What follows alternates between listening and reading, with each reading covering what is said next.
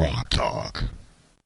Hi, this is Rich Gerard, host of Gerard at Large in the Morning, the Manchester area's only locally owned, locally operated, focused, and interested, riveting radio show, heard live every Monday through Friday from 6 to 9 on 90.7 FM WLMW, New Hampshire Family Radio, and available 24/7 live or archived at gerardatlarge.com. Be sure to tune in.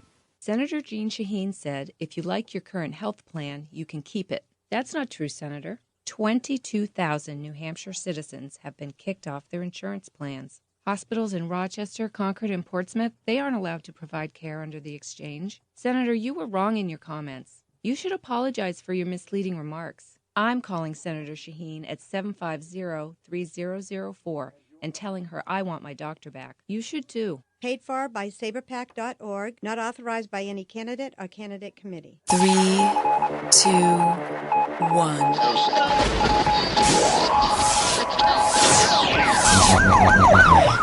We'd like to welcome you to another edition of Grok Talk, brought to you by New Hampshire's leading conservative blog site, granitegrok.com. We are your feared extremist, right-wing, hard-charging, gun-toting, opinionated, outspoken, rabble-rousing, letter-writing, radio microphone stomping conservatives and rational libertarians. So get ready for more news and opinion you could only get from granitegrok.com. Rock Talk. All right, welcome back to Grok Talk, segment, 3. How about that one? Segment 3, thank you. 3. All right, we haven't had this many people in the room since Billy Bear was here, and that was a while ago. But we have Steve Kenda, Jane Cormier is here, Robert Forsyth is in the room, Skip Murphy, of course, Susan Olson came to join us earlier, and myself, Mike Rogers in the corner, enjoying an apple. There he is. And it's getting warm. We don't need a heater in here. There's a lot of bodies packed into this room. We'd like to remind you to check out cnht.org, who helps us with that space that we're using. There we go. Where's my crossbow? Oh, my! No, wait. All right. Low caliber. Even from here, I could get it. Believe it or not. Yeah, well, if you hit him, it'd fall, so. Right? Just in case, you got it covered. So we're still talking energy with Steve Kenda. Our segments are a little skewed up because of traffic, and we want to keep talking about energy and electricity with Steve, who was making an excellent point when I had to cut him off. So please pick up where you were, and we'll keep going. Sure. We were talking about breaking how the electricity market is divided into these three components. There are the generators who actually produce the electricity. There's the one transmission operator operating as a nonprofit, ISO New England, which has all the high transmission lines. And then there are the distributors, the people that take the last few miles, or could be 5 or 10 miles, whatever, from the transmission stations where they're actually downloading from ISO New England. And those are the Liberties, the Unitils, the PSNH. PSNH is a little bit of a hybrid, as they're saying, because they're, again, when deregulation was coming into place in New Hampshire, there was the California problems that caused a brief halt in that process. So PSNH has not yet put in for larger rate increases this winter because they still have some of their own independent generating capacity. But basic economics 101, supply and demand. Demand for electricity has been relatively flat. As you know, New Hampshire is the 9th most efficient energy user in the country, according to the USEIA. We have actually dropped our per capita energy consumption from 190 million BTUs to 160 million BTUs over the past 10 years. We are, as individuals, 16% more efficient over the past 10 years with our energy usage. Of course, energy costs are 45% higher, so it makes you wonder why we've gone on all this trouble to be more efficient, but nonetheless.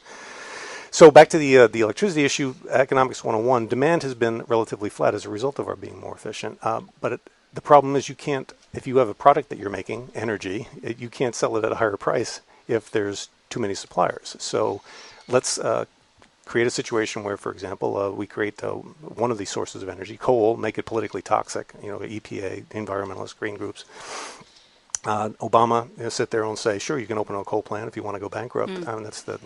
That's the attitude right now in Washington, and Susan could probably speak, ad infinitum on the coal industry, both domestically and internationally. But leaving that aside, we've now ISO New England gets 1% of its electrical generation from coal. It gets 60% of its electrical generation from natural gas. So in the winter, since home heating takes priority over electricity generation, people who need natural gas and throughout New England have first priority, and that puts a real constraint on what the natural gas electricity producers can do. So we have a situation where we need capacity generation has now come down. We've taken out the coal so that the producers of energy are in a much better position to negotiate with ICE in New England on what it is they can charge to meet eventual demand. They've taken capacity out of the overall market. I mean, I pointed to the one article in one situation where there's one particular venture outfit bought the 3 coal plants from Dominion, paid all this money, and then announced that they were going to shut Braden Point down within weeks of doing the purchase. So you have to ask the question: why would you spend $470 million to buy 3 coal plants if you're going to take one out, within weeks of? Because you know something, right? And since that time, that entire Braden Point has now been sold down to Dynegy down in Houston. So in terms of what's getting papered over, something needs to be followed. Something should be looked at as to why so much capacity is coming out of the system. Is it all just coal related, or is there more behind it? In terms of, are we looking at, once again, well, they fleeced California consumers, California businesses, and how are we in a situation where New England is the next source? People's memories are short. 14 years have gone by, and so now they've long since forgotten. So and we have expert input coming your way. So with just getting ready. Okay. I don't think there's anything nefarious here, Steve. Okay. And having spent most of my time since puberty in the business, shutting down coal plants is not a fun thing. It's not a cheap thing. It's not something you do willingly. The problems with talking about efficiency, I don't think that we're more efficient in using our energy. It costs so much more that demand is just down. I don't think it's a question of efficiency. The coming winter is so reflective of, number one, as you say, fewer generators in the pool, so there's going to be, even if we wanted it, less ability to produce kilowatt hours, because you have to look at a balance between capacity, which is existing facilities, versus the availability of any given facility, which can be maintenance related. It could be, you've got a boiler tube that bursts and you've got an unplanned outage. So balancing capacity versus availability is a tricky thing. Certainly with aging plant that we have here in New England, and such a heavy reliance on one fuel source, which is natural gas, which unfortunately you can't store like coal. You're not a must-run operation like Seabrook or even a hydro plant. So it's when you're talking about selling 3 coal plants for $456 million, when you could buy one freaking scrubber at Bow. I mean, you have to look at who makes these decisions and why are they made. Democrats.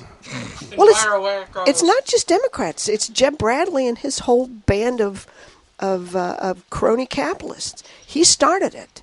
We've come down that road, and you've got people like the former chair of Science and Tech, Nada Kane, who was the mother of Reggie and the pricing of carbon credits. You've got God bless David Borden, who's one of the sweetest men you'll ever meet, who truly is a believer in the environment, but a misguided man in terms of placing his faith in unicorns and lollipops and sunshine. There is the political side of it, and the real world side is what are we going to do about the problem of not having sufficient capacity? Just because Massachusetts and Connecticut do not want to have, and Rhode Island do not want to have plants in their backyard, does that mean that we need to run an extension cord through our backwoods yes, to provide it? It does. I'm not arguing with you, Sue. I think we do need it's to not Sue. But Susan. I'm sorry. Sorry. You get that once. Everybody knows that. I said it once. Don't worry. I think too. We need that extension cord for lots of reasons. Number one, 1,200 megawatts of hydropower from Quebec replaces Vermont Yankee, which is going to cost over $1 billion to decommission over time. Who do you think is going to pick up that tab? I'm not the arguing 3 that coal plants that are being shut We do down. need the base load. I agree that we need the base load. Absolutely. My argument is that what we're doing is basically subsidizing Massachusetts, Connecticut, and Rhode Island. You do it because they have either more money or more powerful voices or all greater the lobbying above. groups. Right. But it doesn't change the fact that that's where we are. We are there now. There's nothing we can do about it. If today, if you gave me the money, all right, and I had negotiated all of my contracts, whether it was engineering, procurement, construction, whether it was fuel, whether it was transportation, whether it was environmental, or whether it was getting my financing, I could not build a new baseload power station, if it were coal, in less than 4 years. And you can't build new gas pipelines in a you brief can't period build of time a new either. gas generating plant in less than 20 months. Right. So the bottom line is we are looking at higher electricity rates over the next 3 to 5 years, and probably close to a doubling. Probably for the rest of our lives. Okay? Sorry. Will the politicians take the blame? Of course not. Of course not. It's PSNH's fault for being greedy. It's New Hampshire Electric Co-op's fault for hiding its fuel costs and its fixed operating costs and peddling cheaper energy to customers who think. And by the way, you have a fully unregulated New Hampshire Electric Co-op because it's member owned, so they can do whatever they want. They will go and waive their rates by the Public Utilities Commission, but it gets blessed. It's a disaster. I mean, we've got knuckleheads at the PUC. 19 people setting up in Concord, hired by our governor in the Office of Energy Planning. You think if you have an Office of Energy Planning with 19 people working, someone might have foreseen some of this coming 2 years ago when they put that office in place. The Office of Energy Planning launders money. That's all they do. They don't do any planning. I'm sorry. They could care less. They hate energy people. They hate people like me. They hate folks that say, you know what? Your electricity rate's going to go up. Well, that's okay because it's the greater good. You know, we can't expect things to get better. We have to deal with scarcity and poverty, and you're just going to have to get along because poor people can't be allowed to freeze. I was very disappointed starve. with their 10-year vision plan, which really talked about sustainability efforts and how we're all going to buy electric cars and how those prices are going to come down. What are they going to plug them into, for God's sake, Steve? Oh, yeah, that's infrastructure's all going. That's what as I'm saying is they spent 2 years and a lot of consultant money and 19 people working on a plan when basically people are going to be paying double the electricity rates in the next 3 years. It's our gang. It's, hey, kids, let's put on a show. It is, too. All right, that's all it is. It's baloney, and it's laundering money to their friends. You need baseload. If you look at baseload hydro. You're going to need oil. You're going to need gas. You're going to need coal. Excuse me. You're going to need nukes. You're going to need coal, and you're going to need nukes, and none of it is. And there you got the whole NIMBY. You know, no one in Hollis and Amherst wants a gas line running through the air. Whoa. Nobody in Seabrook. Nobody in Seabrook. Well, I'm not saying everybody, but nobody in Seabrook. It's bananas, Steve. You can it's run not it through NIMBY. Mike's. You can run it through Mike's backyard. He'll charge a nominal fee for Absolutely, rent. and you know there wouldn't be anything wrong with Nobody that. in Seabrook wants to talk about Seabrook too. You know, but it's these are the things that leaders, as opposed to politicians, need to step up and be willing to be responsible for. Well, it's a Musical disaster. headsets. Uh-oh, Skip's got to say something. Yeah. And Mike's talking and he doesn't have a mic. Mike, nobody can hear you. Yes, but he is talking about. He's made his own provisions. Yeah, just one quick thing is that I put up a short video from somebody who was talking about fracking, and this anti-fracker basically said, yes, we should be back in the Stone Age. Yeah. It'll be a far better life for us all. Thereas he's wearing a jacket made out of stuff. Petrochemical feedstocks. That solves Yes, the whole problem with that's having to deal with Ebola, though, doesn't it? Because we'll just all die. We're going to be right back. Take a quick break. Well, stay tuned. Struggling.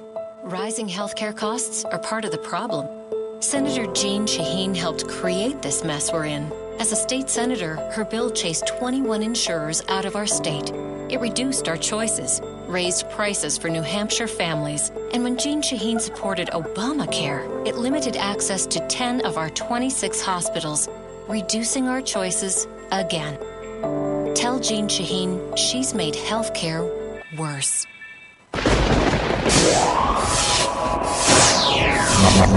Rock Talk.